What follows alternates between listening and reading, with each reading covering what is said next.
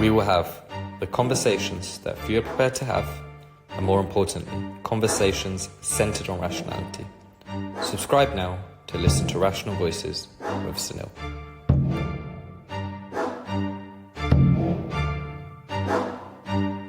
Connie, your life has changed quite a bit in the last few weeks. How are you adjusting to all the changes and that extra sort of scrutiny that you've been getting? Well, as you said, it's changed quite rapidly in the last 2 weeks, so I haven't really had a chance to sort of sit back and take in what basically a new platform that I have. And luckily for me, I did already want to go into journalism, hence my involvement with student radio. And so I feel like I have been coping with it maybe unusually well, but I don't know why that is. I think it has been really exciting, but because of how much has happened, I get a lot of accusations of being a grifter. But it just so happens that I wanted to go into journalism anyway, and I hope to continue using a new platform that I may have to continue speaking about freedom of speech, especially amongst young people. And I've actually had numerous, like so many more than I could count on my hands, messages from students across the country at universities and in America and some in Canada, telling me about similar experiences they have had. Either they've actually had punishment for expressing their gender critical views from their own student unions, or the social consequences of being gender critical. And some of the stories have been absolutely heartbreaking. So I hope to continue using my new platform to to highlight these issues. So, I have been coping fine, to be honest, and just taking it in my stride, and hopefully use it to do something worthwhile. Was journalism always is that your objective career? You're obviously very young and lots of different avenues you can explore. Is journalism where you think your next steps are? Yeah, I think definitely now. Before all of this happened, my plans were to start a master's in broadcast journalism in London next year, but I haven't always necessarily wanted to go into journalism. I just don't think I realised it was something that I could do, especially in radio, which is what I've always loved. I think I started listening to LBC religiously when I was about 15, but it never occurred to me that it could be something that I could actually pursue as a career myself.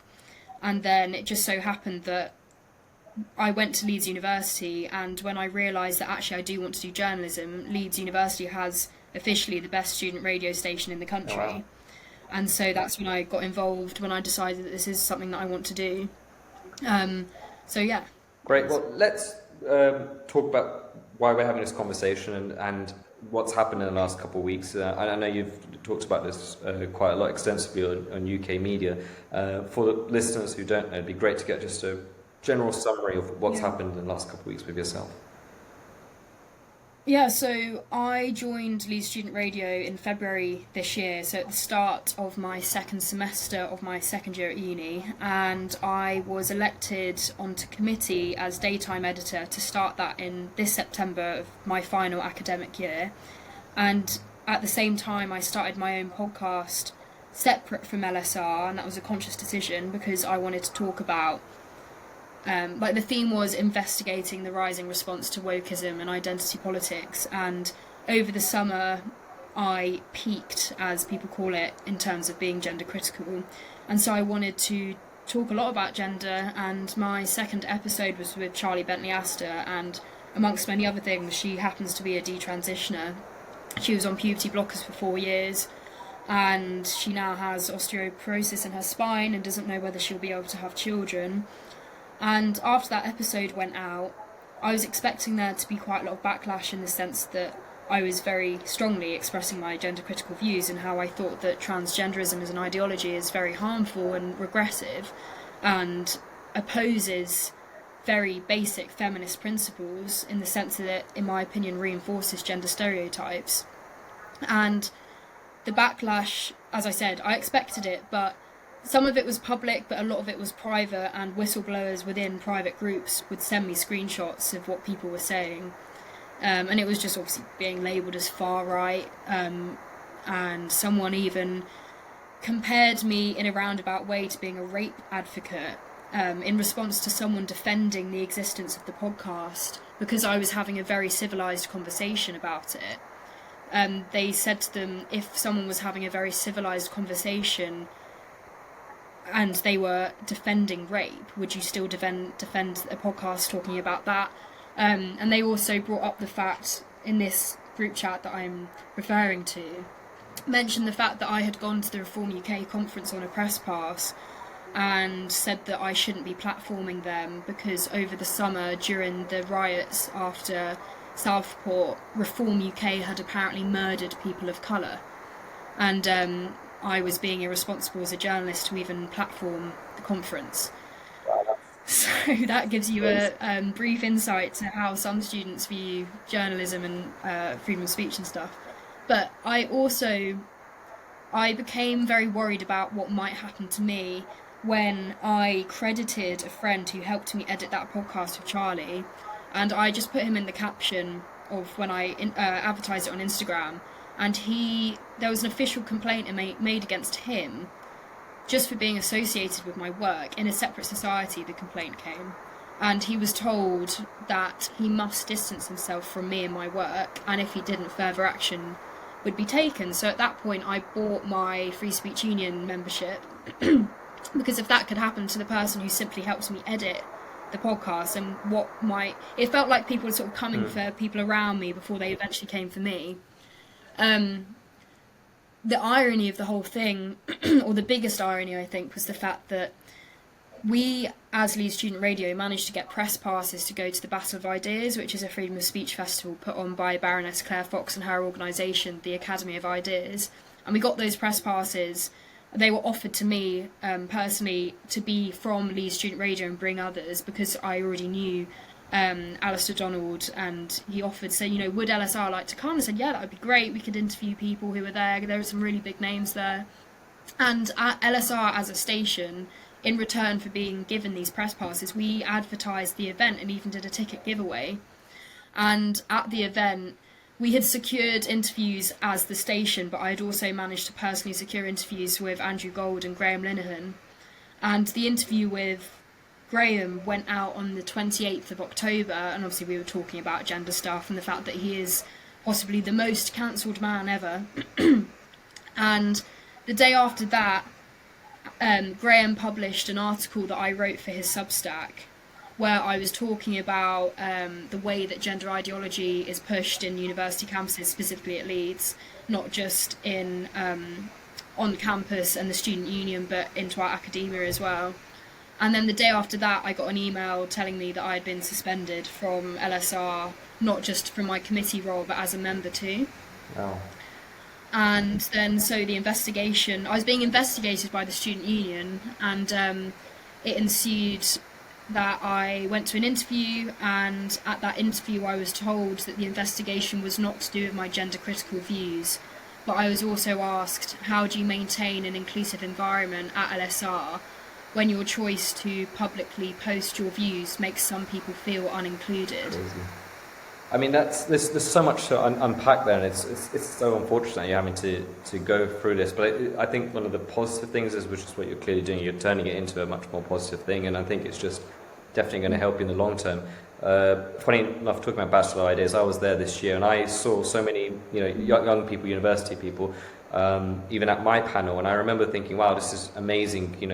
There's lots of talk on Gen Z sort of changing from millennials in the sense of the we're going past the peak of wokeism.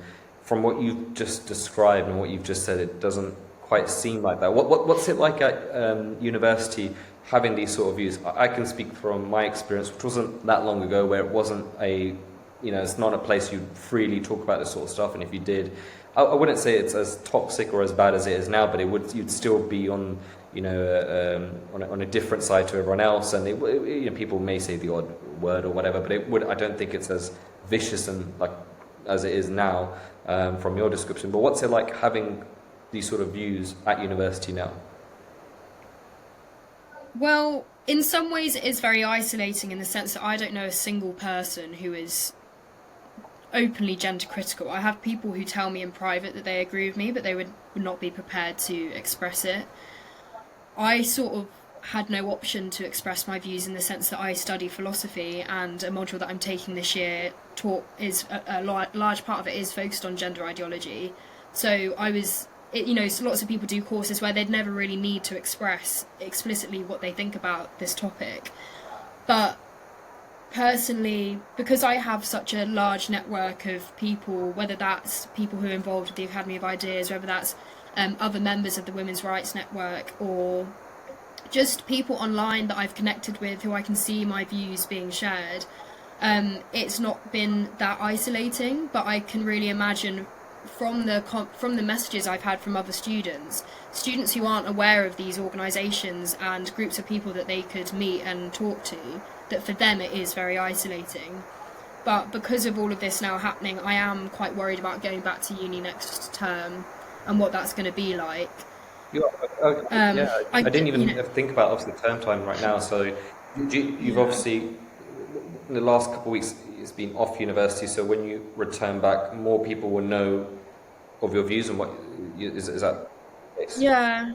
I mean, well, so term only ended on Friday the 13th, and because all of this happened within the last 2 weeks of term, I wasn't going into... I mean, I only have 3 to 4 contact hours a week anyway, so it's not like I'm having to mix with people that much regardless. But I think what will be a very interesting... or what was very interesting and was very telling was that Andrew Gold actually came to Leeds last week to film a documentary about it all and to focus it more on freedom of speech. And you'll see in the documentary how I posted on the Leeds student group, which is a mass Facebook page. It has like 60,000 students on it. And I said that I asked the question, are there certain views that someone could have that should lead to them getting fired? Where are the limits of free speech? And is it okay to hold gender critical views, i.e. that trans women are men? And I said, come to this place on campus tomorrow to talk to a YouTuber. We didn't say Andrew's name because we were worried that potentially, like, this security issue. So lots of people were saying, this is an attack on free speech in itself by not telling us who the YouTuber is that's going to be there. But anyway, some of the comments on that post, it was just people think my views are hate speech. At least the vocal people who are prepared to say it. There were a few people defending me, which was interesting. Had some person commented, you're the mug who went on GB News. And I said to all of those comments like that, just come say it to my face tomorrow. And they'd all be like, no, I'm not going to waste my time doing that. It's like, so people are prepared to say it all online, but when it actually comes to real life, very few students have actually said anything to me in person. Although I don't want to ruin the video too much, but one person did turn up to speak to me and they weren't happy with me. So I have a lot of respect for her who did that. And, that video will be out soon if it's not already out by the time this goes out. But that will be a very clear insight into how students think about me. So, I am a bit worried. And now every time something happens, like I went out on Wednesday, so that this last week, and when you're in a club anyway, people spill drinks, but now someone spilled a lot down the side of me, and I was thinking, was that deliberate? Did they know it was me? And now everything like that, when it happens, I'm a bit paranoid. But I have a friend who has a housemate who said to him, if I ever see her, I'll punch her. And so there are, I am a bit worried. My mum's worried, and she said, be a bit more careful about who's behind you, or if you're being followed home or something like that. I mean, even that girl in the video said that she would understand if someone was violent towards me. She said she wouldn't agree with it herself, but she'd understand if someone was violent towards me. It's really is scary. Like, I know, like, it's really tough to even talk about. Like, I've had similar experiences, especially when I was younger, in terms of death threats, and I had this stage where I couldn't actually leave my house. I had such severe, people were leaking my address online and all this sorts of my parents' address and awful stuff like that. And it's really difficult, especially when you're young and you're at university where you're there to study and you're going to meet my favourite thing with university was meeting so many different people, like making lifelong friends and all this sort of stuff. And that's part of the experience, and it's really sad that you're being boxed in like this in terms of, being in people who don't agree with you and they think it's okay to talk like this and react like this. Obviously, would be careful, but I think 99% of these people, when it really comes down to it, will do absolutely nothing. They will just say this online. But is it? That's what's so funny about it all. Is this, again, going to the Gen Z thing, so you don't think maybe we're past that peak wokeism? Or is that because from the sound of things, it doesn't seem like that at all, and it seems like really almost depressing with what you're going through in your generation. But have you seen maybe outside of Leeds University people reaching out to you of your similar age saying that they agree with you, or they at least... Yeah, I mean, yeah, like I said, I have literally had loads, and the amount of support, particularly on Instagram, where more young people, I think, compared to X, would get their sort of information from. I have had loads of support, and I think it's literally impossible to tell whether within universities we're at peak woke or on the downhill trajectory, because the loudest people are the woke ones. And so I'm sure there'll be plenty of people who agree with me but would just be scared to say it. So it is just a very loud, maybe I'm assuming it's just a very loud minority, and I think when these people leave university they will realise that not everyone acts like this, not everyone thinks the way that you do.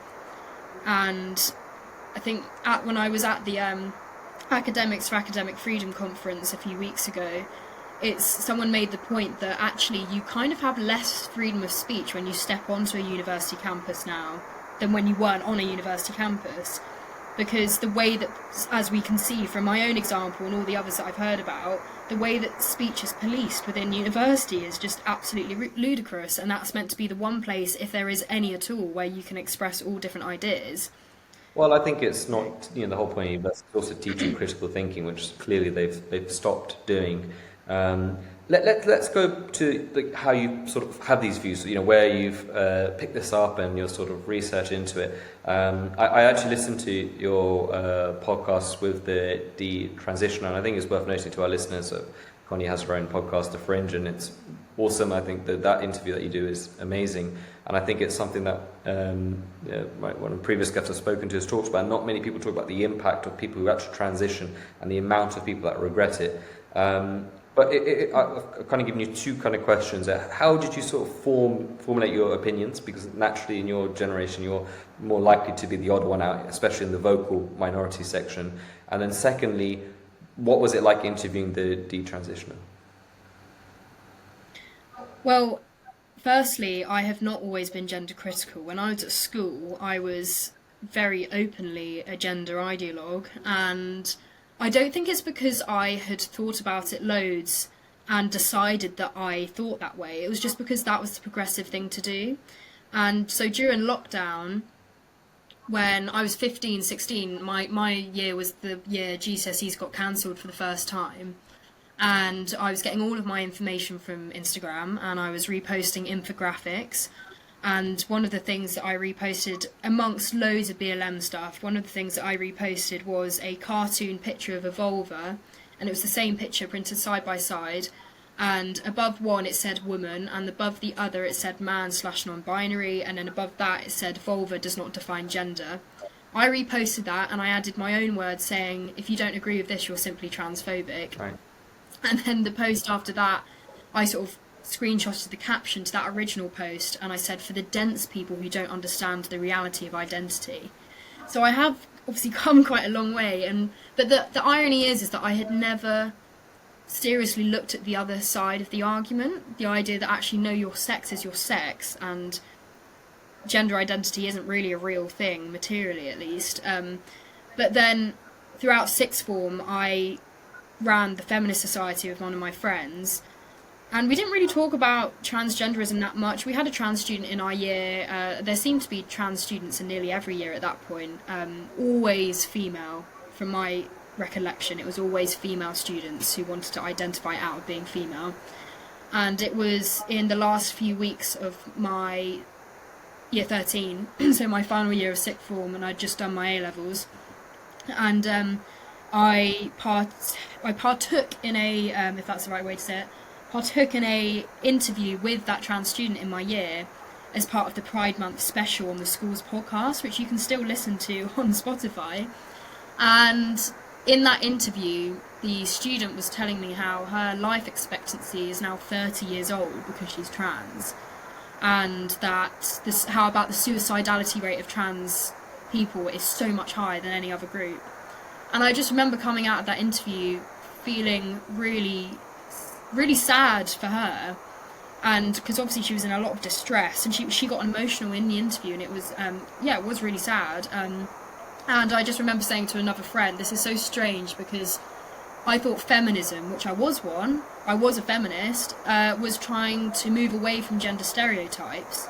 So if someone tells you that they're born in the wrong body, why is our first reaction to be like, oh my god, yeah, of course, rather than why would your body make you feel like you can't be who you are? Because the whole point of feminism is trying to say it doesn't matter what your sex is, you should still be respected in the same way, albeit there are still differences between men and women. But so that was when the seed was planted.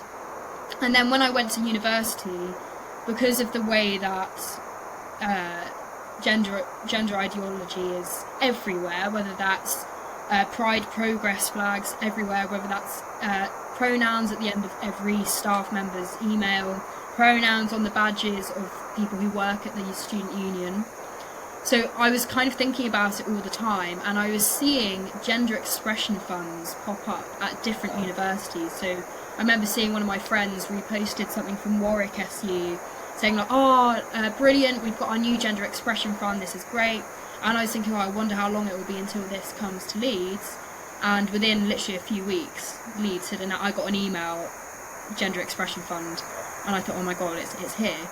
And I also at the time had listened to an interview on BBC Radio 4's Antisocial podcast, and Susan Smith, who is a director For Women Scotland, which is a grassroots feminist organisation that is defending the sex-based rights in Scotland and the Scottish government's attempts to push self-ID. I listened to that and realised that I agreed with her on everything, and we managed to get her to do an interview with us on LSR on Politics Hour. And after that interview, she advised that I applied to go to Living Freedom, which is another event put on by the Academy of Ideas and Claire Fox. And in the meantime, between those, I decided I wanted to do my dissertation on gender identity and sex-based rights. And at that point, I wasn't as firm as I am in my beliefs now, but I was definitely getting there. And so I started reading Helen Joyce's book, could not believe the things that I was reading. And like that seed that had been planted in my mind and all the doubts that I'd started to have were basically confirmed. And I met Helen Joyce at Living Freedom, and that was amazing. And it was the first time I was surrounded by other people who happily described themselves as TERFs. Like the first person I sat down next to, she said, so what brought you to Living Freedom? I was like, well, I really want to see Helen Joyce.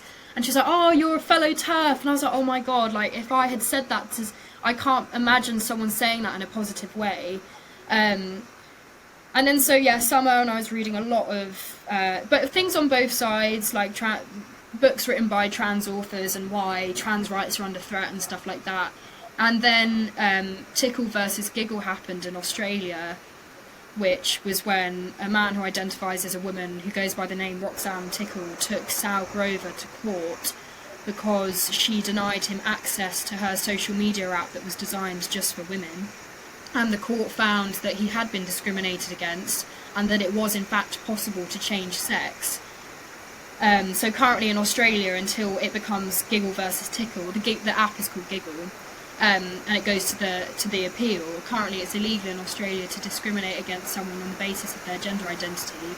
And when that happened, I just thought, I think it shocked me so much because I couldn't believe that a westernised, secular, liberal country could so quickly just remove the sex-based rights of women. And at that point I decided to sort of start posting on X, just to do anything to show my support for Sal. And in the meantime decided to start my own podcast to talk about these things. And then that's how I got to the point where I am today. Well, the amazing thing is, and you kind of alluded to it there with the feminist movement, I found whenever I've spoken about being a gender critic of what's going on with a lot of the LGBT, I've often found with the T, the trans, the people who are the biggest people who have an issue with it tend to be lesbians, gays and feminists. They are some of the most brutal people when it comes to their assessments towards the T in LGBTQ, where they're very critical of it, and they hate the grouping of it together, and they think it damages their rights. It's very, very common. I think those three groups are the ones who are almost most affected by this absurd sort of trans movement. But you mentioned there you're around other people that were similar to you. I think you probably are in the silent majority of people. Your views, my views, I think the vast majority would agree. I can't imagine, I think at university maybe a bit different, but I think if you're talking wider population, and I think for sure you'd be in the majority.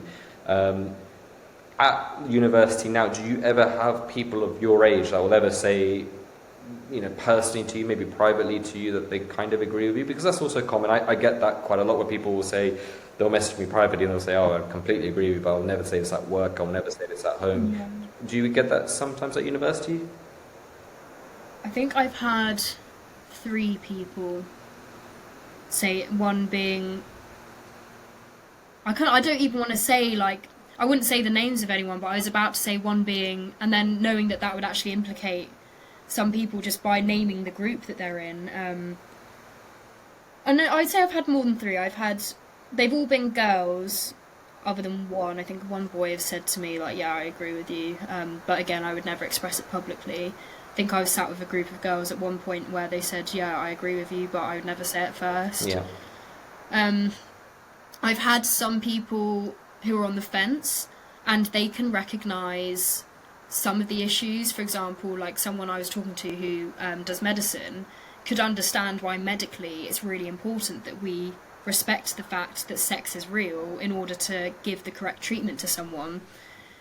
I don't know what the rest of their views were necessarily on it, but some people who can sort of see where the issues are, yeah, but wouldn't then necessarily, they then don't see the issue with anything else necessarily. I mean, even someone that I was talking to the other day, a friend from school who was completely into the idea that trans women are women, trans men are men, and we were talking about an example that was really horrific, and even he said, oh my god, that's a real safeguarding issue, and it was involving allegedly, but we were talking about an issue that allegedly had happened where a man who identified as a woman was getting changed in the changing room amongst other girls, and he could recognise how that was a massive safeguarding issue. And I said to him, but if you can recognise that, how can you not see how this whole thing is a threat to women's... Like, you can see why this one instance is a threat to safeguarding, but you can't see how that applies more broadly in general. So I think there are some things that people can obviously recognise, and if they don't, I just think they're lying, or will do a Peter Tatcher and be like, oh, that never happens. And then, like, Andrew Girl will say, but it has, and he'll be like, oh, well, it shouldn't happen. I just think they're trying to be blissfully ignorant because they don't want to get to a point where they might admit that they're wrong, and that the other side that they call hateful and transphobic might actually be right a lot of the time. Well, it's an interesting one, because it is really, I think it's really difficult for people like yourself, because you don't necessarily have many people openly at university or your age group sort of speaking about these issues, and I think and until that changes, it's probably going to be like that. I mean, it is a common thing. Younger people tend to have more socially liberal views, and as they get older, it tends to change. They tend to become more and more critical of these sort of things. So that is a very common thing. But I think what's worrying with your example is the kind of backlash that you're receiving from this. I think it was always common for people to be having these slightly different views at university, but this level of backlash that you've received is worrying, and I think quite scary for a lot of people. I think I was talking to your fair just earlier, where I was hopeful that the Gen Z was the generation where almost it was starting to correct itself, whereas I think my millennials have definitely made some really backward steps when it comes to this sort of stuff, and I was kind of hopeful from what I'd seen people like yourself and others, that I thought maybe there is almost a turning point where people like yourself are just not going to put up with it and are going to sit there and say, this is actually absurd. Do you see that, or am I being too optimistic? I think it will be very hard to de-wokeify people of my generation who grew up during COVID.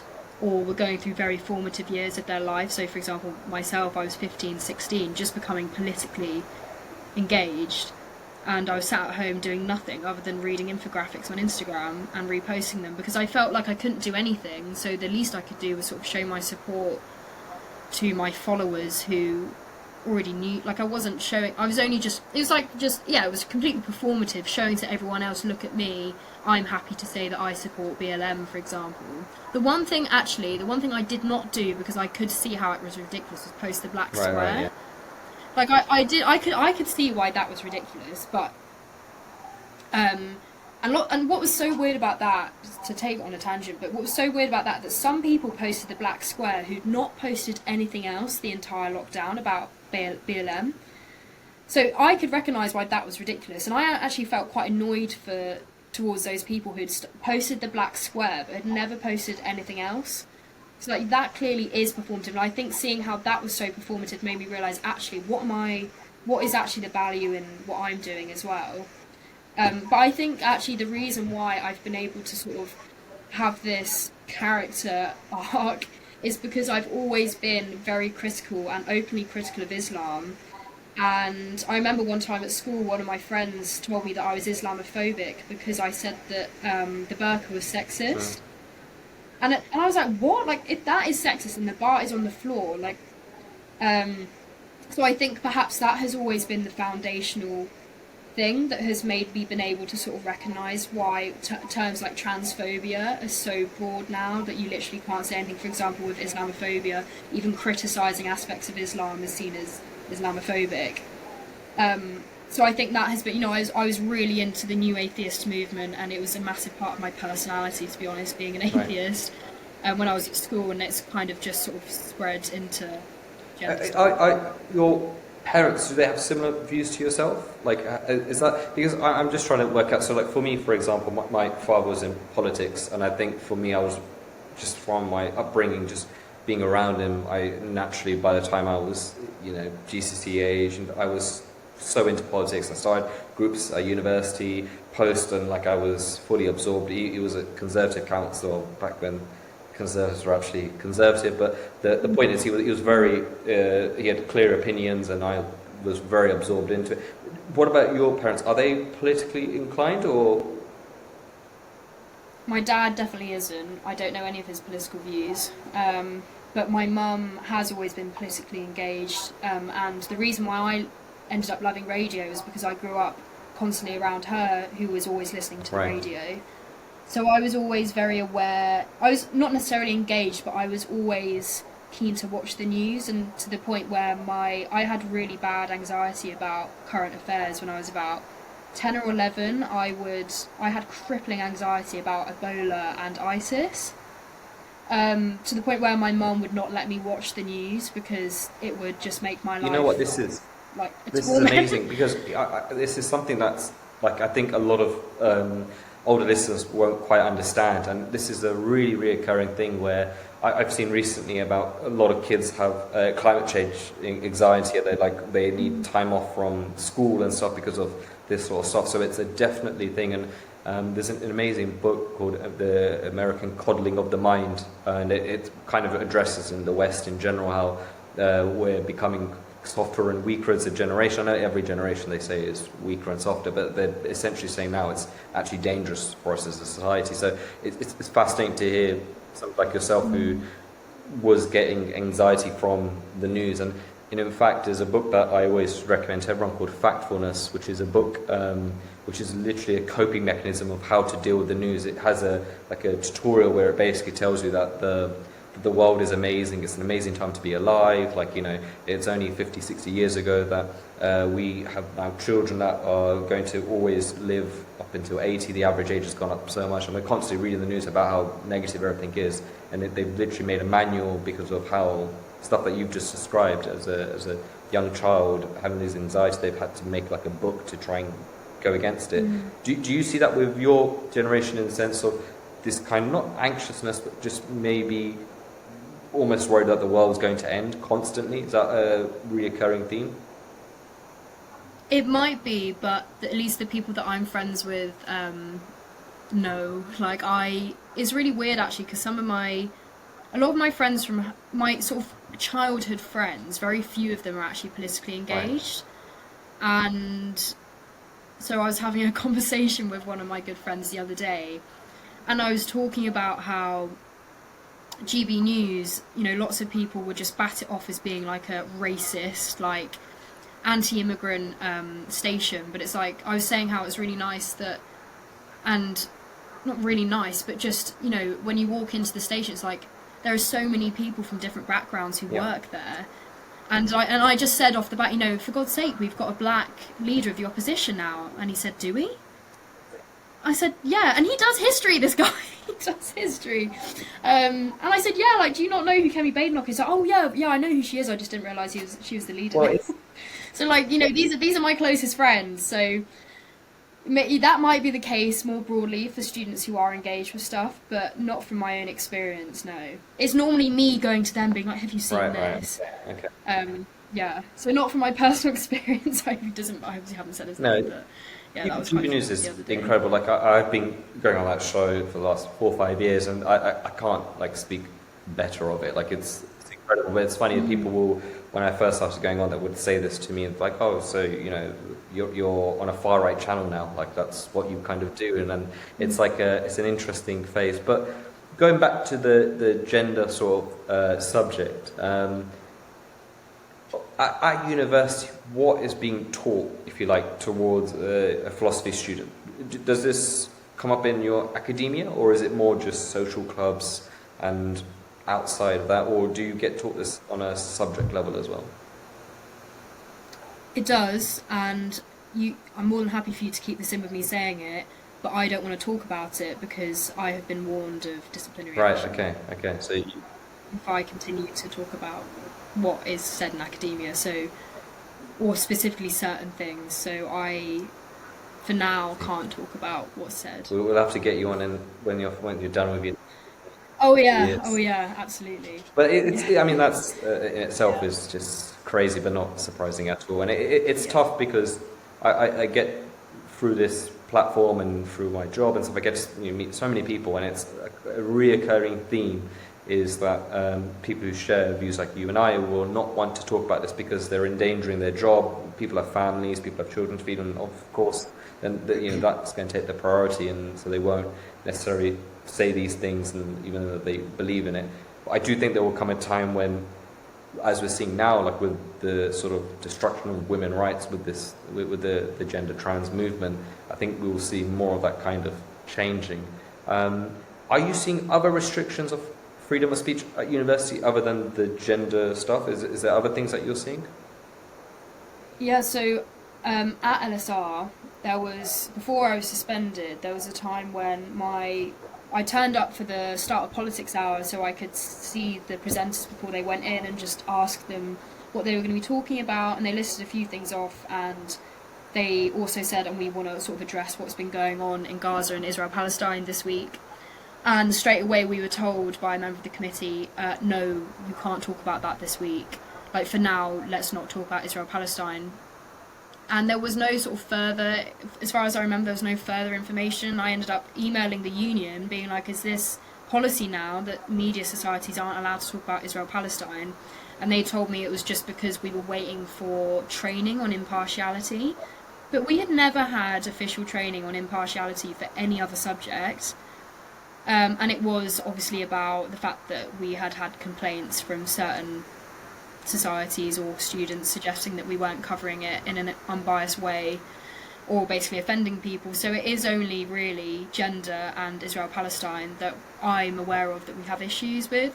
The other thing is that I wouldn't necessarily say it's an issue with freedom of speech. We don't have a Conservative Party society at Leeds, but we do have a Labour Party society and a Green Party society, but no Conservative Party society. And I think it got shut down in 2021. I don't know if it just fizzled out because so few people were joining. I think that's from my recollection of university, it's quite common. I just don't think, again, I was hoping you'd say something different, but my recollection was you would not really say you're Conservative at university, like ever. Like you would not say that you subscribe. I think I said it maybe a few times and instantly straight away would almost say I'm a small C conservative or try and downplay as much as I could, and it was just not a thing. So I'm not too surprised that I'm disappointed it's not changed. I thought maybe with your generation it would kind of change a bit, but it doesn't seem to be the case.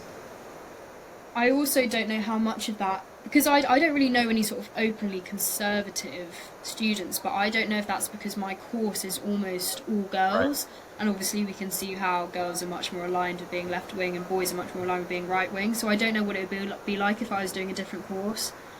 I know a lot of centrists who I've had a couple of people say to me, you know what, the more time goes on I can feel myself getting further right-wing, and I feel that in myself, but I don't know if I've ever been... I think naturally I've always had more sort of conservative values in the sense that I think we should reward hard work and sort of like the importance of the individual and stuff like that.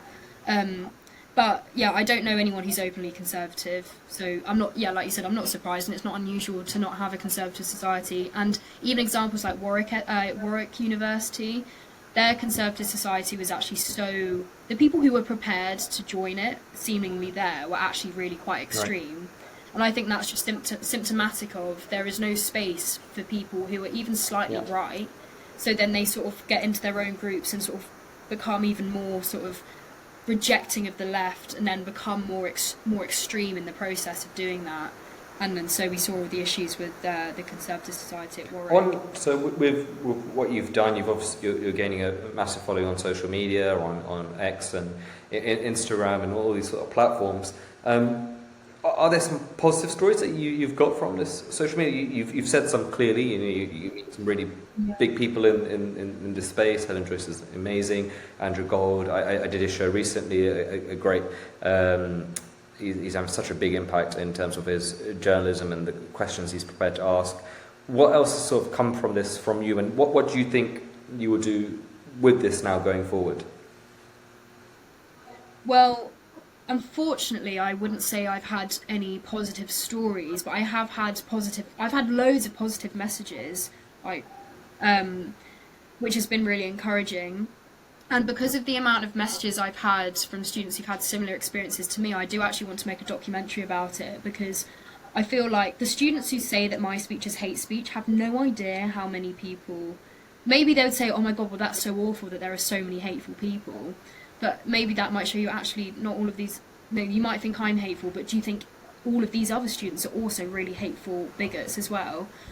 So I think, yeah, I'd want to make a documentary about what's happened to students specifically who have gender critical views. But yeah, I don't have any necessarily positive stories to tell, but like you were saying about Andrew's journalism, and I forgot to say this actually, and I feel like I don't give Andrew enough credit, because I actually discovered Heretics at the start of last summer when I was looking for interviews with Helen Joyce, and just listening to him, and obviously I've listened to your interviews as well, just his journalism. You know, maybe I am getting dragged into another cult. I've left one and I'm joining another, but yeah, it made me feel validated, and I hate to use that phrase, but it did make me feel less alone, and that there were people, very intelligent and qualified people such as Helen Joyce, who had the same opinions as me, and all those worries about maybe I'm just a horrible person were sort of... I didn't worry about that anymore. Yeah, so I think that's what these people want, right? That's the whole point of their game by doing this on social media, is to make you doubt yourself, make you think that you're a horrible person, and to try and, you know, withdraw from what you've been saying. And I think it's important to just keep speaking out. I know it's tough because obviously your focus is your university and getting that completed and a master's. Do you sometimes think about that, like the impact of your future in terms of job-wise? Is that something that worries you in terms of...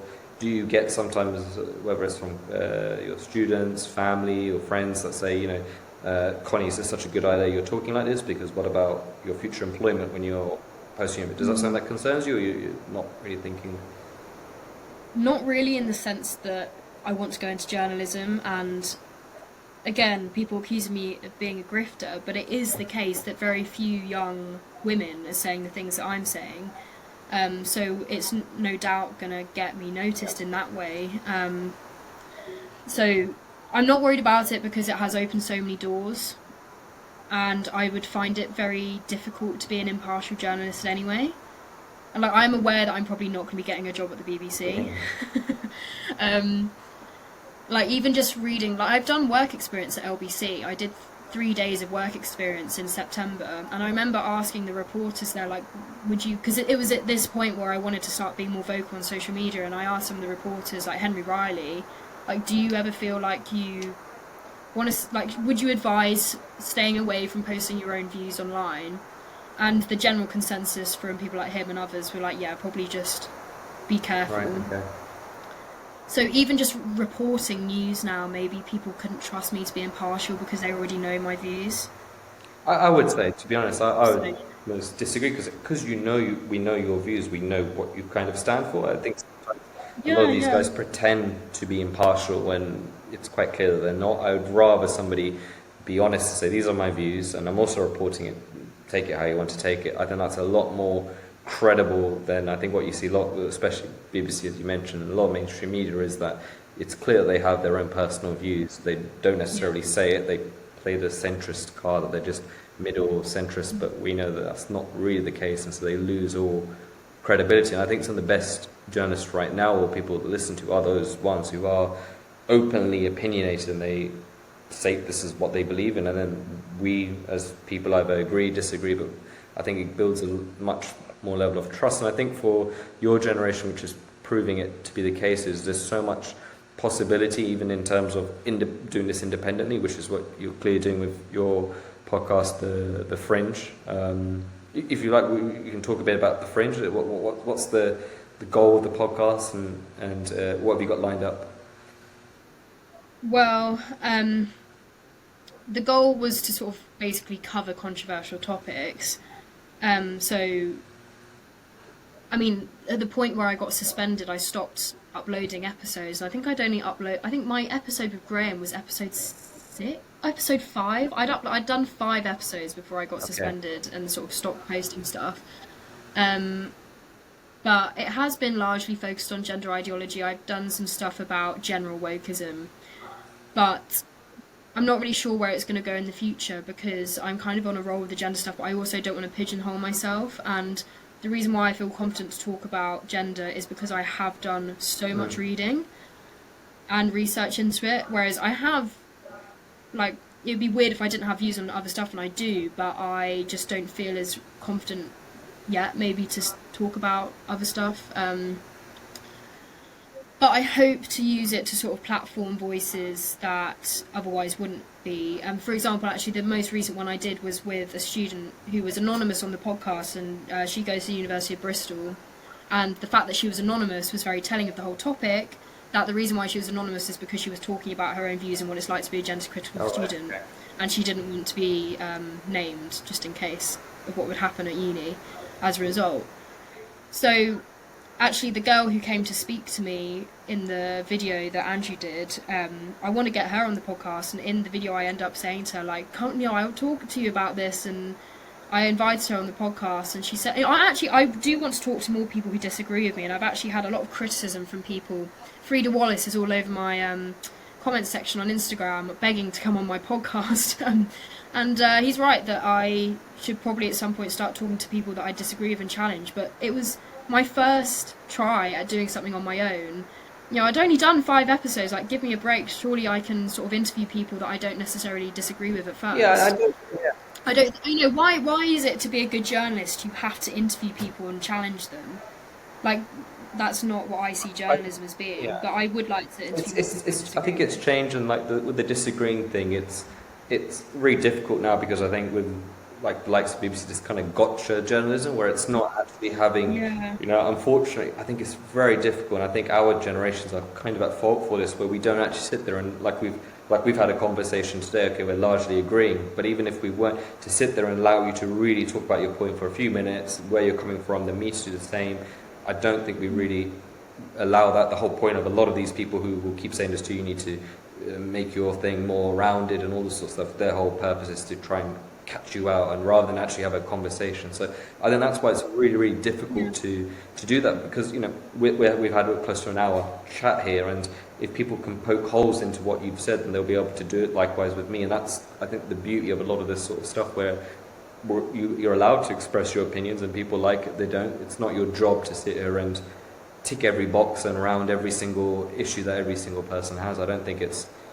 somebody else will find something else. You can interview the most pro-gender person right now, and then the next week they'll say, well, they didn't address this, and you deliberately missed it off. So I think it's very tough to do that. But talking of the sort of some of your podcast stuff, your interview with the detransitioner was really, really good. And what was that like, having that conversation? Because I don't think many people will have spoken or maybe even met or knowingly met a detransitioner and got them to open up as much as you did. So what was that experience like? I mean, when you talk about opening up and stuff, like Charlie has already spoken about quite at length about what her experience was like, so I didn't, and because I know what, I was sort of, I mean, I'm friends with Charlie now, but before that we had spoken briefly, and because I met her, well, actually we'd never actually spoken at Living Freedom, but we were both there and spoke virtually as a result, and so I knew that she was someone who's very happy to be extremely open, and she'd been on Heretics a few weeks before I did my interview, and I knew that she was very open about stuff. And I think, personally for me, I think the reason why I kind of find it easy to ask questions is because I'm a very open person, to the point where I'm a massive oversharer, to the point where it's actually is a bit of a downfall sometimes. But I didn't necessarily feel uncomfortable because I got the impression that Charlie was very happy to talk about it. And I think because we're both keen to sort of raise awareness of the potential harms, well, not even potential, but the harms of gender ideology and puberty blockers. But it was astonishing to hear it firsthand, especially how she talks about how her doctors said to her, if it ever got near osteoporosis, we will stop. And she now has osteoporosis in her spine, and no one, like she was failed by the people who were meant to be looking after her, and apparently doing something that she needed puberty blockers. So yeah, it's very emotional to hear it firsthand. But like I said, I knew that she'd be happy to talk about it, so it wasn't difficult in that sense. But the detransitioners who are happy to talk about it, it's not like there's a middle ground. You either are a detransitioner, from my experience and what I've seen, you are a detransitioner who does not want to talk out because of the fear of what will come from the trans rights activist community, will be shunned, or you're a detransitioner who is very, very keen to get your story told, to prevent it happening to someone else. So I think, yeah, it's two extremes as to whether you're happy to talk about it or not, and we need more people who are happy to, and at least the ones who aren't happy to have people doing it on their behalf, basically. No, so. Totally agree. Well, we have a bit of a finishing off tradition here, and I think I can guess what your answer is going to be to this, but I'll still ask it. So we like to wrap up with, what do you think? What's your unpopular opinion that you think should be a popular opinion? It can be absolutely anything. It can be what we've just discussed. There's a lot of stuff. But yeah, it's up to you what you want to go for. So what's your unpopular opinion that you believe should be popular? Well, I guess it's not really... I mean, amongst university students, I think an unpopular opinion is that to have gender critical views is not hate speech. I think that should be a popular opinion. But I know that is a popular opinion amongst the wider public. It's just among university students, can't seem to get their head around that. And also that it's just fine to disagree. You don't have to hate someone if you disagree with them. Like, there are people who I'm actively friends with who I think have actually quite harmful views. And I know I do struggle with that internally, but I think the worst, that if you have two options to either remain being friends with them or to actively choose to not be friends with them, the worst option is to choose not to be friends with them, because then you're just going to continue pushing them away and they won't have anyone around them to challenge their own views. So if these people who think that my views are hate speech want to hurt me physically or to ostracize me from groups at uni, if you really care about my views being tackled, then why don't you come and challenge me, rather than just telling everyone else that I'm a horrible person and not worth spending time with? I mean, we even saw like the downfall of the BNP was after Nick Griffin did an awful interview. But if that interview had never happened and they had the attitude of, oh, we're not going to platform someone with those views, then the BNP could still be operating, whether or not you think that's a good thing or not. But we see it happen all the time. So yeah, it's fine to disagree, and if you really think that my views are hateful, then just challenge me. It's fine. Like, I'm more than happy to be challenged. It's a great point to end on. I think it's so important to surround yourself with people who think different to you. That's the only way you can grow. That's the only way you can really move forward. But thank you, Connie, for your time today. For everyone listening, Connie's doing some amazing things. Follow her on X, Instagram, and her show, The Fringe, on Spotify. Thank you, Connie. Thank you.